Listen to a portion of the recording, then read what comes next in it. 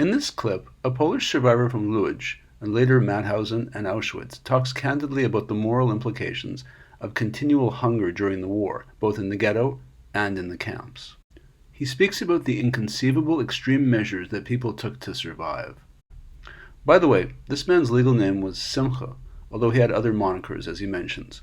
Simcha, by the way, translates as joyous occasion in Talmudic Hebrew, and just joy in modern Hebrew.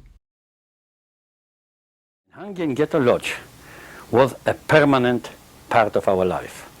Hunger is now when you don't eat a day, or you come home late for a meal, or you got some problems with your stomach, and you don't eat for a day or for two, you mean you're dying from hunger. Hunger has nothing to do with food. Hunger is a mental disease. Hunger is here in your head. When you hadn't got enough food for weeks or for months, it becomes a part of your life. You live with it, you sleep with it, you dream with it, and you talk about it. So hunger was a part of the life in ghetto, even for the person who could eat a bread in one go, or for the person who did it, divided to have a little bit. We didn't think about anything else because we have never enough food. And I was there in the few years in ghetto, were a few occasions when we got more potatoes, when we got bigger rations, when we got a little bit more. But the majority of the people in ghetto were permanently hungry. And as an example, I bring you what happened in Auschwitz. I arrived to Auschwitz the 25th of August 1944. And I was in Birkenau for a week, and then we arrived to Auschwitz. And Auschwitz, I was working in a factory, in a big metal factory, who make munitions, union. And it was a good time of Auschwitz. The Hungarian Jews arrived before. They brought a lot of fat and a lot of food. In Auschwitz, in the Musterlager, in the special camp where I was enough food. You could get soup, 2 liter and 3 liter and 4 liter. In Birkenau, you couldn't get it. You starved. But in this camp, because it was a working camp with factories, got enough food. These boys who didn't go to the gas chambers, and there were selections in Auschwitz, and a lot of selections in Auschwitz in this time. The boys who didn't go to the gas chambers, who stayed in Auschwitz, we did have better food.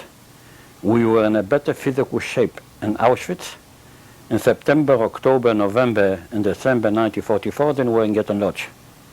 The food in Ghetto Lodz was much worse than it was in Auschwitz, so we can imagine how hunger did affect us.